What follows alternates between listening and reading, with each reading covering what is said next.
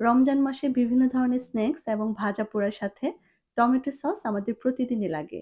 আর যে টমেটো সসগুলো আমরা দোকান থেকে কিনে খাই, তাতে বিভিন্ন ধরনের প্রিজারভেটিভ এবং কালার ইউজ করা হয়, যেটা আমাদের স্বাস্থ্যের জন্য ভীষণ ক্ষতিকর। তাই এখন যেহেতু টমেটোর সিজন, অল্প দামে টমেটো কিনে স্বাস্থ্যকরভাবে সস বা কেচাপ তৈরি করে দীর্ঘদিন সংরক্ষণ করে খেতে পারেন। টমেটো সস তৈরি করার জন্য আমি এখানে ৩ কেজি পরিমাণ লাল, লাল পাকা টমেটো খুব ভালো করে ধুয়ে পরিষ্কার করে নিয়ে নিয়েছি। আর এই টমেটোগুলোতে লিকুইডের পরিমাণটা কম থাকে, সলিডের পরিমাণটা বেশি থাকে। সেজন্য সস তৈরি করার জন্য এই টমেটোগুলাই কিন্তু একদম পারফেক্ট। প্রত্যেকটা টমেটো আমি এরকম ৪ টুকরো করে কেটে নিয়েছি।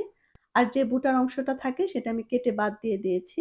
এখন টমেটোগুলোকে সেদ্ধ করব, সেজন্য আমি একটা কড়াইয়ের মধ্যে উঠিয়ে চুলাতে বসিয়ে দিয়েছি। আর দোকানের মতো টেস্ট এবং ফ্লেভারের জন্য আমি এখানে কিছু স্পাইস এড করব। দিয়ে দিয়েছি ১ টেবিল চামচের মতো পেঁয়াজ কুচি, ৪-৫ টার মতো রসুনের কোয়া এবং ৪-৫ টুকরো আদা কুচি। আর দিয়েছি ২ টুকরো দারচিনি, ৪-৫ টা লবঙ্গ এবং ৭-৮ টার মতো কালো গোলমরিচ। ১ টেবিল চামচের মতো লবণ আমি এখানে দিয়েছি। আর টমেটোগুলো সেদ্ধ হয়ে এর মধ্য থেকে পানি বের হওয়ার আগেই যাতে নিচের দিক থেকে পুড়ে না যায়, এজন্য এখানে আমি 1/3 কাপের মতো পানি ইউজ করেছি। তারপর এটাকে ঢাকনা দিয়ে ১০ থেকে ১৫ মিনিটের মতো সেদ্ধ করে নিয়েছি। অলরেডি টমেটো থেকে অনেকটা পানি বের হয়ে গিয়েছে। সবকিছু একসাথে মিশিয়ে নিয়ে ঢাকনা দিয়ে এটাকে আরো ১০ থেকে ১৫ মিনিটের মতো রান্না করে নিয়েছি। এখন সবকিছু খুব ভালো করে সেদ্ধ হয়ে গিয়েছে। আর যে গোটা গরম মসলাগুলো আমি ইউজ করেছিলাম সেগুলো আমি উঠিয়ে নিয়েছি। এখন এটাকে ভালো করে ঠান্ডা করে তারপর একটা ব্লেন্ডার জগে দিয়ে আমি এটাকে খুব ভালো করে ব্লেন্ড করে নিয়েছি। তবে ব্লেন্ড করার পরেও কিন্তু এর মধ্যে কিছু খোসা এবং বিচি আস্ত রয়ে গিয়েছে। তাই চালনি দিয়ে এটাকে ভালো করে চেলে স্মুথ টমেটো পাল্প বের করে নিতে হবে। আমি এরকম একটা চালনির সাহায্যে সবগুলো টমেটোর পেস্ট ভালো করে চেলে নিয়েছি। আর এর মধ্যে থেকে বের হওয়া এই বাড়তি অংশগুলো আমি ফেলে দিয়েছি। এরকমভাবে আমি সবগুলো টমেটোর পেস্ট ভালো করে চেলে নিয়েছি। আর এরকম ১ বাটি স্মুথ টমেটো পাল্প বের করে নিয়েছি। এখন এটা দিয়ে সস তৈরি করব। সেজন্য চুলায় এরকম একটা বড় সাইজের প্যান বসিয়ে দিয়েছি।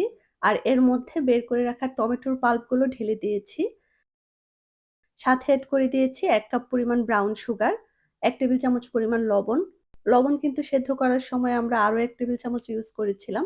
তাই লবণের পরিমাণটা একটু বুঝে দিতে হবে। টমেটো সসের মধ্যে দোকানের মতো লাল টুকটুকে কালার আনার জন্য আমি এখানে ১ টেবিল চামচ পরিমাণ কাশ্মীরি লাল মরিচের গুঁড়া দিয়েছি। এটা কিন্তু টমেটো সসকে ঝাল করবে না। বলতে পারেন অনেকটা ন্যাচারাল ফুড কালার হিসেবে কাজ করবে। আর ঝালের জন্য আমি এখানে 1/2 টেবিল চামচ পরিমাণ লাল মরিচের গুঁড়ো দিয়েছি। সবকিছু একসাথে ভালো করে মিশিয়ে ১০ থেকে ১৫ মিনিটের মতো জাল করে নিয়েছি। এ পর্যায়ে সসটা অনেকটা কমে এসেছে আর কিছুটা ঘন হয়ে এসেছে। এখন এর মধ্যে এড করে দিয়েছি 1/2 কাপ পরিমাণ হোয়াইট ভিনেগার। আর এই ভিনেগারটা দেওয়ার কারণে সসটা কিন্তু ৬ মাস থেকে ১ বছরের মতো ভালো থাকবে। যেহেতু মিশ্রণটা থিক হয়ে গিয়েছে তাই চারপাশে কিন্তু ছিটে যাচ্ছে। সেজন্য এটাকে আরো যতক্ষণ পর্যন্ত রান্না করব, এভাবে করে ঢাকনা দিয়ে রান্না করতে হবে। আর একটু পরপর ঢাকনার নিচ থেকে এভাবে করে খুব সাবধানে নেড়েচেড়ে দিতে হবে। নতুবা নিচের দিক থেকে পোড়া লেগে যেতে পারে। আর দেখে নিশ্চয়ই বুঝতে পারছেন ঢাকনা দেওয়ার পরেও কি পরিমাণ ছিটে গিয়েছে। চুলার তাপমাত্রাটা কমিয়ে নিয়ে খুব ভালো করে চারপাশটা ক্লিন করে নিয়েছি। এখন একটা পিরিচের মধ্যে সামান্য পরিমাণ সস নিয়ে টেস্ট করে দেখে নিচ্ছি সসটা পারফেক্ট হয়েছে কিনা। দেখতেই পাচ্ছেন সসের মধ্য থেকে সামান্য পরিমাণ পানি বের হয়ে এসেছে। তার মানে সসটা এখনো পারফেক্ট হয়নি। এর মধ্যে পানি রয়ে গিয়েছে। আর এভাবে কিন্তু সসটাকে সংরক্ষণ করলে সসটা নষ্ট হয়ে যাবে। আর সসের এই পানিটাকে শুষে নেওয়ার জন্য আমি এখানে ১ টেবিল চামচ পরিমাণ পানির সাথে ১ টেবিল চামচ পরিমাণ কর্নফ্লাওয়ার ভালো করে মিশিয়ে সসের মিশ্রণটার সাথে মিশিয়ে দিয়েছি। ৫ থেকে ৭ মিনিটের মতো জাল করে নিয়েছি। এখন আবারও সামান্য পরিমাণ সস পিরিচে উঠিয়ে টেস্ট করে নিচ্ছি। এখন কিন্তু সসের মধ্য থেকে কোনো পানি বের হয়ে আসছে না। তার মানে সসটা কিন্তু একদম পারফেক্ট ভাবে তৈরি হয়ে গিয়েছে। এখন এটাকে চুলা থেকে নামিয়ে ভালো করে ঠান্ডা করে কোনো কাঁচের বয়ামে ভরে তারপর সংরক্ষণ করতে হবে। আর বয়ামে ভরার আগে বয়ামটাকে অবশ্যই গরম পানি দিয়ে ভালো করে ধুয়ে শুকনা কাপড় দিয়ে মুছে নিতে হবে। এই সসটা ফ্রিজে নরমালি ৬ মাসের মতো অনায়াসে ভালো থাকবে। আর এই সসটা কতটা পারফেক্ট হয়েছে সেটা নিশ্চয়ই আপনারা এতক্ষণ দেখেই বুঝে গেছেন। আজ তাহলে এ পর্যন্তই। দেখা হবে অন্য কোনো ভিডিওতে। আর রেসিপি ভালো লাগলে ভিডিওটিতে একটু লাইক করে দিতে ভুলবেন না। আল্লাহ আমাদের সবাইকে ভালো রাখুক। আসসালামু আলাইকুম।